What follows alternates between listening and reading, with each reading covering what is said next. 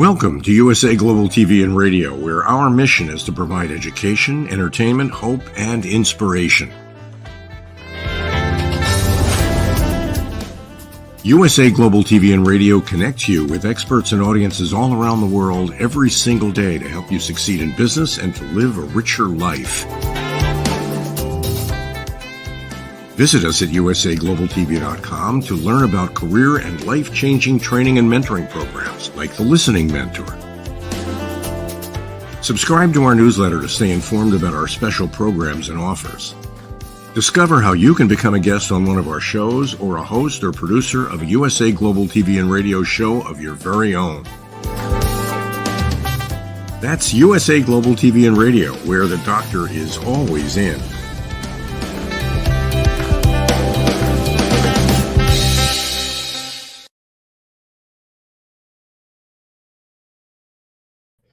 Hello, everyone. Welcome to USA Global TV and Radio. I'm Dr. Jacalyn Kerbeck, and our show today is Stories of Hope, Inspiration, and Overcoming Adversity.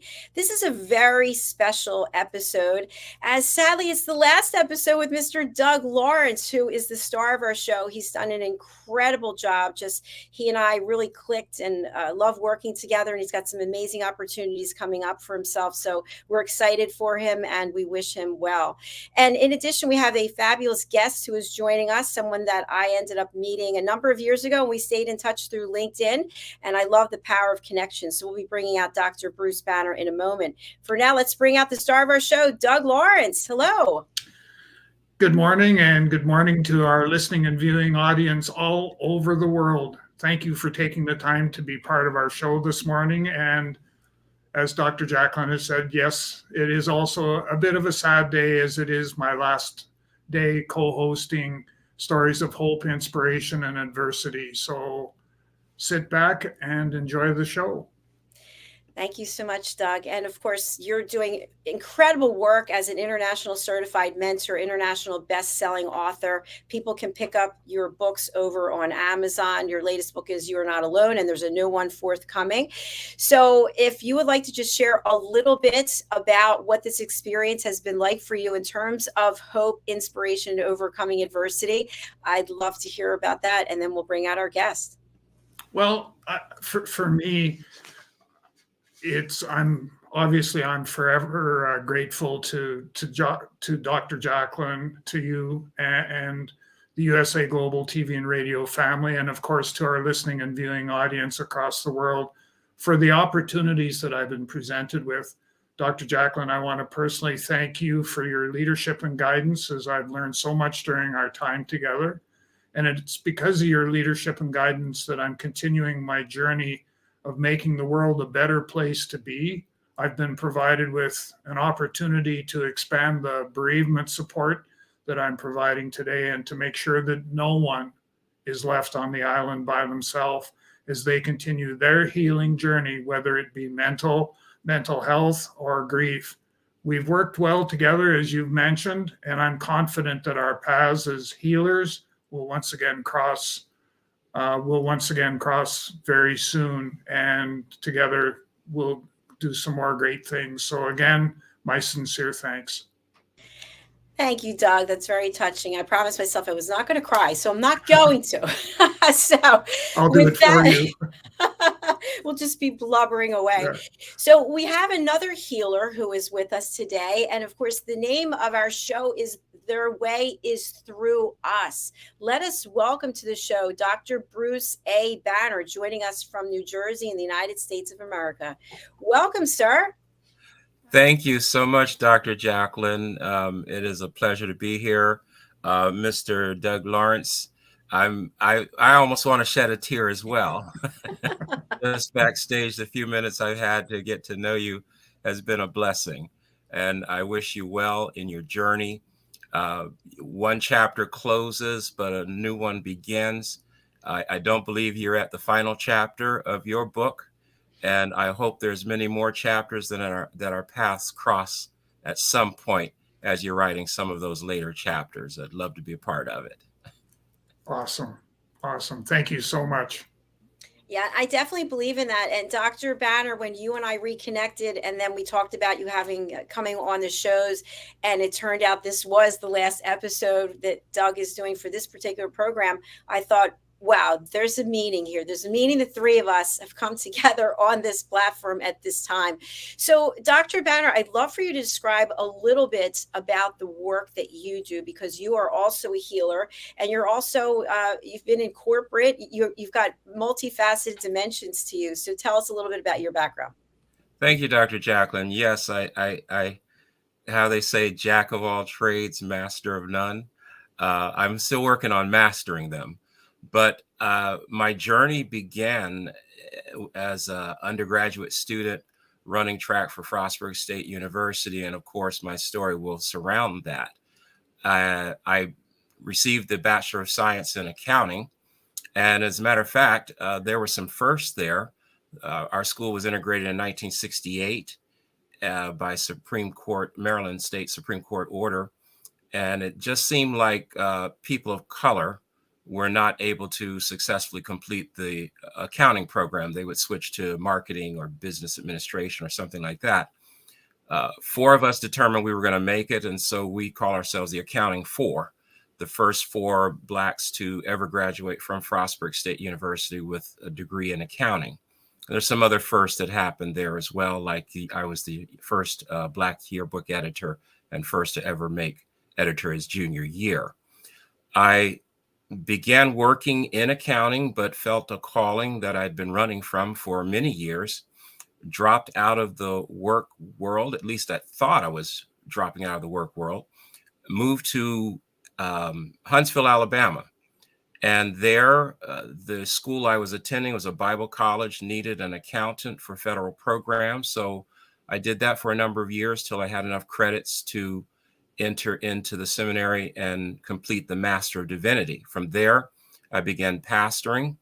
All along while I was doing that, I also was still doing accounting work. So I have about 27 years as an accountant, reaching managerial levels for the state of New Jersey. I also have 30 years of ministry.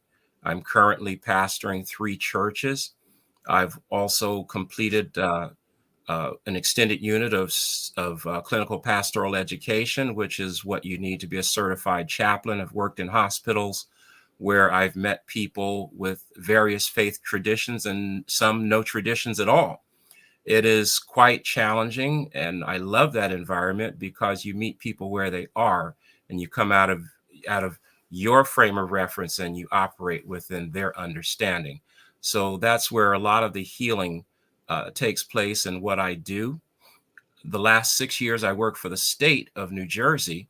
I was privileged to work for the New Jersey Department of Corrections, where I was able to meet people in conditions of life that most of us would dare not even think about being involved. And it gave me a sense of wanting to give back, although I couldn't speak to them in ways where we talk about God and those types of things, since that was not my role. But it honed my desire to work with people and to bring and promote healing for them. I also have participated in several what we call outdoor education projects, where we get a bunch of 8th graders, usually there's about 30 or 40 of them. We take them into the mountains for 3 days, and we have spiritual formation for them. They learn survival skills as well as bonding. And I was a big part of that. The pandemic hit, and of course that ended that. I've been on about 5 or 6 of those excursions, and it's just a wonderful time meeting 13 and 14-year-olds at the crossroads of life and still trying to figure out what they're going to do in life and how they should walk. And to help shape that is just a beautiful thing. So the degree, my doctorate, I wanted to focus on leadership because, as the title of the show, Their Way is Through Us. A lot of young men, I particularly focus on young men, but young ladies as well are in that same predicament. They need us. And I say to my son all the time that the sacrifices that I've made became foundations or stepping stones for him. And likewise, the sacrifice of my father and my grandfathers and my great grandfathers and others that mentored me along the way, like my coaches in junior high school, and college, have made impressions upon my life. They were foundations and stepping stones. And through their sacrifices, I'm here now today. And it's my purpose to give back and to help some young people behind me. There's a song by a gospel artist named Steve Green. One of my favorite songs that he sings is Find Us Faithful. And the words say, may those who come behind us find us faithful. And so that's what drives me. Wow, congratulations, Dr. Batter. That's really comprehensive. You have had quite a life and quite a career so far. Yes, it's been quite a journey, and I've enjoyed every minute of it, and all the different activities that I've been involved in have allowed me to have these types of experiences where I can give back. Yes, and that's really beautiful. And you and I had an opportunity to connect. So I'm going to go over to Doug, and Doug, for the first question, if you'd like to pose it to the good doctor. I certainly can. And double wow for me as well, because just listening to how many people you've had the opportunity to reach out and touch, and as part of their healing as well. If you had to pick one thing that inspired you to do what it is that you do, what would that be? I would say my career in track and field. That's what I think taught me a lot of lessons about life. Life is a journey. It's a race. All of us are born into the human race, whether we like it or not. And the minute we come forth from our mother's womb, the race begins, and we have to keep running it till the end. So there is a lot about track and field that I even use today in illustrations and teachings when I meet with youth groups. Thank you, Dr. Banner. Oh, go ahead, Doug. No, go ahead. Okay, a question I have. I don't have any children. I was brought up very strictly. Do the right thing, do what you say you're going to do, follow all the rules, don't cut across the grass, walk on the sidewalk the whole way. And I'm just wondering, what have you found, because you've worked with so many people in different capacities, are people basically interested in following rules, or they're interested in using their creative spirit and just following their heart? I think innately, most people want to follow their own path, albeit we are constrained by the rules and the policies that shape our communities. And people want to find self-fulfillment. Many don't, because they are constrained by those rules that are set upon them. And it tends to become dictatorial in some ways. And that's where we find the rebellion. And I don't really see often it's rebellion. It's that I want to be free. I want to have this self-actualization. I want to be able to do things and look back and be proud of it. Just behind me, wrong finger, just behind me, this cannon is something that I did in high school. It was just aluminum pole and a machine called a lathe. I was able to craft it into a beautiful cannon, which is in the foreground of the flag of my dad. And I've been able to accomplish many things because I refuse to accept the status quo, that you are limited by the definitions of others. And I try to help other people to see deep inside themselves and discover what is it that I really want in life, and find ways to do it, albeit sometimes it has to be within the constraints of those rules. But how can I find myself? There's a lot of people that have problems in their life. They don't feel good about themselves.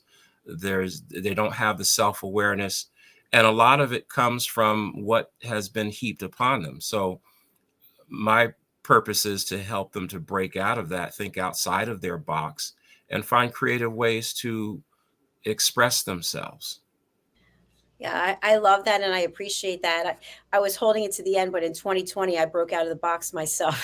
So it is liberating when you can go on your own creative journey and really explore different parts of your psyche, your personality that you maybe couldn't because you were kept back or told you can only do this and you can only do that. Doug, you're glowing over there again. It's that time of the morning. And Dr. Jack and Mr. Lawrence, I guess I'm a product of that. I just could never accept what someone else told me I was. I was bullied when I was young, and it was ninth grade track that broke me out of that. And outside of God, I find that track and field was a salvation for me. It was my freedom, my deliverance. And I learned so much about it, and that's why I embrace it so much. There are a lot of people that want to do something, but they're limited. They're bullied in some ways, either be it verbally, peer pressure, or what have you, and they don't accomplish. So there's a lot that I've accomplished. I have to be careful when I talk about it because some people don't see it. I'm a storyteller, and they say, "Oh, he's overconfident," or he's arrogant. And no, I'm not arrogant. My life is an open book. And the words of an evangelist I heard once said, "Let your hurt and your pain become a ministry of healing and blessing for someone else." And so that's what I've tried to do in my life. I experienced a lot of pain growing up. I was bullied. I was the fat kid that got picked on. And I finally found my freedom. And I said, I will never allow another person to bully me. And I know there's a lot of other people that feel that way too. And so I want to help them find their paths. And is storytelling one of the approaches that you take in order to be able to help others to get to where they want to get to? It is. And what I try to do when I'm storytelling, I'm relating it in a way that they can personalize it and say, hey, this is me. And if I was able to do it, I believe you can too. You just need someone to coach you, someone to mentor you, someone to believe in you. And when people can believe in themselves, if I believe it, I can achieve it. And so many dreams have been shuttered by others who they look to. And they say things like, you're stupid, you can't do it. For me, it was, you're too fat. I tried out for the track team in 8th grade, and my nickname was Porcupine, of all things. And I believed I couldn't. But in the school district where I went to school in Maryland, it was 7, 8, 9 for junior high school, and then 10, 11, 12 for high school. So I'm now at the top of the food chain in junior high at 9th grade. And I said, I'm not going to just sit here and let this year waste away and listen to the voices of others. I need to start listening to the voice of myself, because I always believed I was called to be something special. And so that was my breakout role. I just missed setting the school record in the mile in practice. I got sick right before the conference championship. My mother wouldn't let me run. I know I would have set the school record. And that let me see that I'm capable of things. And from there was no stopping me. I love that. I love that ambition and drive and that conviction. And I'm wondering, I was always intimidated by track and field because I thought I'm going to be too slow. I'm too klutzy. You know, we had the broad jump. I was horrible at that. We had the shuttle run, and I'd go to pick up the block. So my question is, like, when I think about that, I start getting really nervous thinking about how bad I was. Do you think it's possible that there is a track and field star in all of us if we apply ourselves, if we have the right motivation, the right coaches? I believe so. I'm living proof of that. You can go from being a fat porcupine who, after track practice, got home, crawled in the bed, and went to sleep till the morning. And I guess that's what helped me lose weight. But there were those that believed in me. And that's what we need. The world needs people who believe in them. And that's a foundation I want to start. Their way is through you. I'm exploring different avenues how to get it started. But I believe if people can set themselves up as the stepping stones for those behind them, we'll see a huge difference in our society and the youth who are coming behind us. Yes, I agree with that. And, I'd love if you would share with Doug and with our audience. You showed me some deliverables that you have for a program that you've put together. Do you want to talk a little bit more about that? Sure. The program I was looking at, I'm already started taking coaching classes because I think that's a huge part of it. I want to bring older men together like me, stakeholders as I call them. And those stakeholders, we will train them, we will help them get in touch with their vulnerabilities. And when they are able to become vulnerable, then they will be able to pass on to our younger men and women to empower them. Many of us in my era grew up with low self-esteem. We did as we were told. I would dare say we probably all were abused in some kind of way. And that just drove our self-esteem even lower. So we start by instructing them on the different mechanics of leadership. After they understand that, then we go through a process of finding your inner self and find some of that healing. You have to walk through the valley of pain in order to get to the other side. You can't sugarcoat it. You have to face it. I've had to face mine.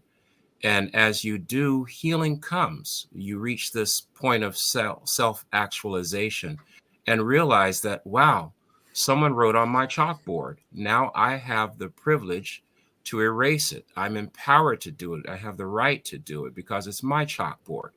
So after we help them to erase some of that, unpack some of their luggage, then we start teaching them on the mechanics of mentoring and coaching. As we're mentoring and coaching them, they're learning, somewhat like group therapy. I remember one of my professors said, you don't teach group, you do group. And so as we do group, they start learning about mentoring and coaching because they're being mentored and coached.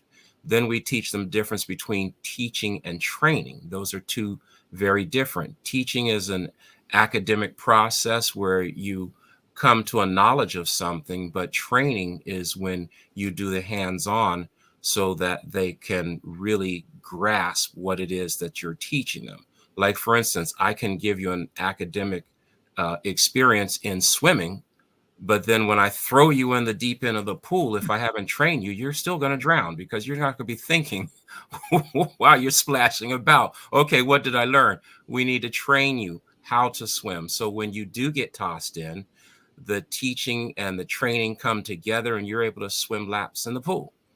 So after that is done, then we incorporate the young men in and they start duplicating what they have learned with the young men. So that's the program in its most basic form that we're seeking to do. Yeah, I'm going to go to Doug. It's really exciting. I love those analogies that you use, especially the chalkboard. I've never heard that one before. That really is resonating with me. Thank you. It's the storytelling in me. I was just going to say that storytelling, 101 right there. So how long has your program been operational? We're just getting it started. I just finished my doctoral program, and it was a big part of the project I did for my program. I graduated from Liberty University on May 11th with a doctorate in leadership. So I'm implementing the project. I'm talking to a few people that are helping guide me, some mentors that I have. We're still putting it together. I did do a test program. I had a breakfast with the men and young men. It's on my YouTube channel, and I should have put that in there, but it's still kind of raw, so maybe it's not best to have it there. But our plan is by the end of the year to have something fully in place so that we can launch the new year and start inviting older men, the stakeholders, to come and get the training, get in touch with themselves, and start the process of how do I start now reaching these young men? Because when you look at the statistics of the Black and brown young men especially, and I had observational experience with my 6 years in New Jersey Department of Corrections, it's still a huge problem. What did you, with the work you did at the corrections, what did you find was your biggest challenge in working with people that are obviously incarcerated for a number of reasons? I think the hardest part of the job was they're manipulators. And that is a survival skill. I understand that. And every minute of the day, they're finding a way to groom you, or seeking to find a way to groom you so that they can get their way. This is what they did to survive until they got caught. So breaking through that barrier and gaining their trust is a difficult process. Now, I was in charge of their money for the last 3 years. I was at the Adult Diagnostic and Training Center in Avenel, New Jersey. Prior to that, I was at the headquarters, so I was limited except for when I would go do tours in the facilities because of my responsibilities. And they're always devising ways. Of course, that we received a lot of training. And when I did have opportunities, and there were many, to have one-on-ones with them, I had to get through the, okay, I'm trying to groom you. I'm playing a game with you. I'm trying to manipulate you. And helping them to see that their manipulation wasn't going to work with me. I'm going to be fair with you. I'm going to be honest with you. And if you allow me, I'm going to help you. So there's a lot of mistrust, obviously, with these young men. And so that was the most difficult part. But once in a while, you got those breakthroughs, especially when you treated them fairly. Like, for instance, when I was at ADTC, I was loved and I was hated. I had threats that they were going to shank me. And whenever I would go behind the wall, because my office was outside the big metal doors and all, but oftentimes I'd have to go in because I had to do training sessions and seminars and intake with the new inmates. When a corrections officer would want to escort me, I said, don't do it. Don't even look like you're going to escort me, because the minute you do, it says I'm afraid.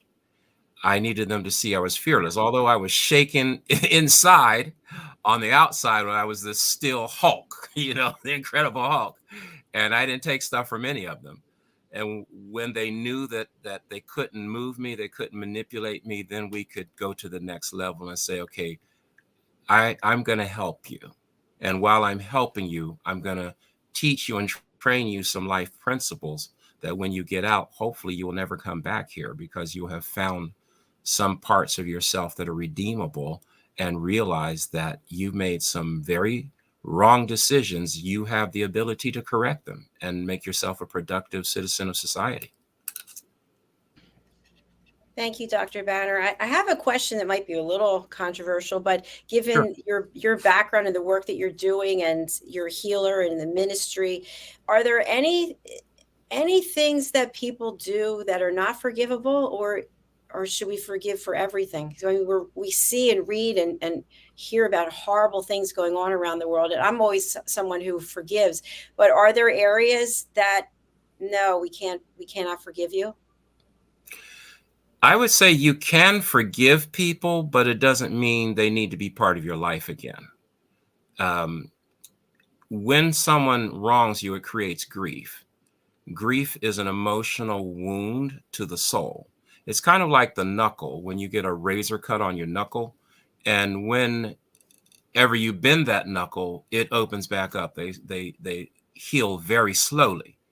And when I'm wronged, when I'm hurt, I can forgive. I can put the Band-Aid over it. The healing can begin, but something will happen and the knuckle bends and it reopens it. I'll have to forgive them again and make a conscious decision to do that. But it doesn't mean that that person needs to be part of my life anymore, to give them the opportunity to hurt me again. Thank you for that, Doctor. Anything, Doug, you'd like to comment on that? I'm picturing the having to gain the trust of the inmates in the correctional center that was there, and how you got that figured out, but the correctional officer was willing to escort you and not really probably not fully understanding. So I guess where I'm going with this is, were there opportunities where you had to provide training to the correctional staff as far as how they would interact with the inmates that were in the facility? Not really. I would just speak with them because our interactions were limited. Sometimes when we would have a seminar in which we, of course, had many, what's the latest weapons that they're using, how they're crafting it, what's their strategies. We would be in a room together and there's a Q&A that would follow. And sometimes during that period, I would share from my perspective so they understand. So it wasn't really, we just did it on a case-by-case basis mostly. Okay, thank you. Mm-hmm. Thank you, Dr. Banner. I'd love to have you share a little bit about how getting your doctorate, I know what that's like. It's a very hard journey, right? It's a lot going on, so why did you decide to go down that path? And when things got tough or distractions, and why are you still doing this? How long is this going to take? All the questions that come up. How did you keep persevering?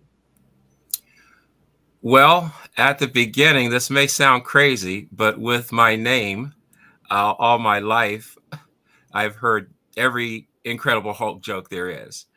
And I said, boy, wouldn't it be nice if I end up with my tombstone saying Dr. Bruce Banner? Then I became a reality, of course. But along the way, I have always been one that wants to trailblaze. I am fifth of 6 children. I was the first one to go from high school straight to college. Only 2 others had some limited community college experience. So I was the first in the family with a bachelor's degree, first in the family with a master's degree, first and only in the family and extended family with a doctorate. I think I annoyed them, though, because I was always pushing the boundaries to succeed. And maybe that's because I'm a middle child and there was this inner part of me that didn't like being bullied. So I always was looking for a breakout role. I was the first one that insisted everybody wear their seat belts when I got my first car out of college. And because of that, one of my sisters credits that I saved her life because she got in the car on her way over to mom and dad's for dinner. We always met at mom and dad's for dinner. And she heard my voice, buckle your seatbelt. And she says, oh, no, not again. And she decided to do so, and then was T-boned by a car. They had to cut her out. And they said if she didn't have her seatbelt on, she would have died for sure. So just those little things where I try to be a trailblazer, and that's because I've always wanted to find who I really am and fight against those voices when I was bullied, when I was fat, that said, you're no good, you're not going to amount to anything. And I said, the best success is to succeed. I mean, the best revenge, rather, is to succeed. And I'm very competitive. And in that competitiveness, you said, I can't. Watch me do it. I applaud you on that. It is amazing how when somebody puts us down or questions what we're doing, how we have the strength to just get out of my way because I'm coming through. That has been my life's goal. And to answer your question more succinctly, during my doctoral program, I lost dad in 21. I lost mom in 22. And I wanted them to be alive to see it, but that just didn't materialize. There were points where I wanted to give up, just like I wanted to give up in college because I thought my older siblings were jealous of me and everybody hated me. I called home to dad and dad said, oh, we're proud of you. You got to stay there. And that was one of the few times I cried in college. I wanted to come home, but I said, okay, I'll continue the course. I am a trailblazer, so I've got to do it. The same happened with this. I wanted to quit, but I heard dad's voice from the grave saying, son, we're real proud of you. At the track meets, I never lost a race in front of my parents. And I used to tease them, especially in college. They couldn't come to all of them, but if there was a track meet close, they would come, even if it was 2 or 3 hours drive. And I never lost a race, even though I wasn't the best middle distance runner. But if they were in the stands, you were not going to beat me that day. I love that. And that has to do with our mindset, right? Exactly. Yes. Exactly. It's incredible. And my father always told me, he's passed away also, he always said, nobody can take your education away from you. They can take everything pretty much else, but they can't take your education. So congratulations on getting your doctorate. Thank you so much, Dr. Jacalyn. It is obviously, I joked about being Dr. Bruce Banner, but my life's experiences led me to say, I need this, I need those, to learn those skill sets to do what I want to do to help people to grow. Do we have time for me to share that story of that I share so often, where it's a learning lesson about a time in track and field where I succeeded Sure. against We have people? about 5 more minutes left. Okay, let me try to do it quickly. It was 1978, the Mark Jenkins Relays, hosted by Spingarn High School. All week long, we had heard that there was going to be 2 races in the distance medley relay. I was anchoring it with the mile. I think it started with the 800 meters, then the 400 meters, then 3 laps. I don't remember what that number is. I think 1,200 meters or something like that. And then I anchored. It was supposed to be Spingarn against the clock and the rest of us for second place. Well, my guys did the impossible that night under the lights of 4,000 to 5,000 people, yelling and screaming. They stayed up with Spingarn. And so it was myself against, I call him Dave. I don't remember his name. Dave had run one of the best mile times in the area so far that season, and I knew I was nowhere close. But Dave challenged me because my guy did the impossible and gave us a small lead that he lost on the straightaway coming up to hand off the baton. Well, Dave got first place, moved into the first position to receive the baton, and he pushed me, told me move. And the competitiveness in me came out. And I said, you're in trouble. I paced him for the first 3 laps. And on the last lap, I said, okay, Dave, now it's my turn. In the back stretch coming out of the curve, I gave him a shove and I gave it everything I got. Well, coming up the straightaway with about 80 meters left, I was exhausted. I wanted to still win for the team, but my body wasn't there. Well, my 3 teammates, when I was ready to give up and say I'm still a hero because we stayed that close to Spingarn, one on the sideline in the infield was running up, screaming at me, come on, Bruce, you can make it, come on. And the other 2 were beyond the finish line doing the same thing. They wheeled me to that finish line. We handed Spingarn a defeat that nobody imagined would ever happen.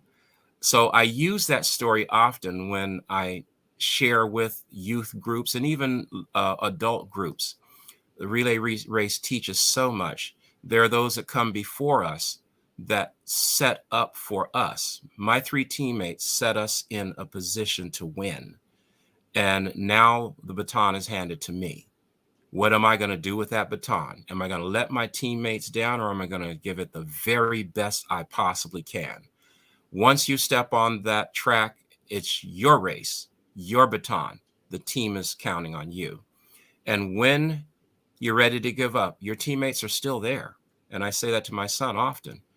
I need to hand the baton off to you, but now it's your race. But whenever you're in trouble, whenever you're ready to give up, look to the sideline, look to the finish line. I'm going to be there. Mom's going to be there for you. And so this is a lesson I want everybody to understand. We have to run our own race, but we must honor those who come in front of us, who have set the pace for us, who have placed us in a position to win. And now that it's my turn, I need to take that enthusiasm and run my race and win it for the team. So that kind of is, in a nutshell, what drives what I do. I want to hand off the baton because my other teammates, my mom and dad, and those before me, my coaches, they set me in a position to win. I cannot afford to let them down. And as I do that, I'm going to hand off the baton to somebody behind me, and that somebody will have my support while they run their race. Wow, Dr. Banner, I want to pick up that baton. I don't know about you, Dr. Lawrence. I'm there. I am pumped up. And also, you are phenomenal in terms of inspiring people through the ministry. How can people watch or listen to any of your sermons? I do have, one of my churches has on their YouTube channel, well, actually 2 of my churches, I'm sorry.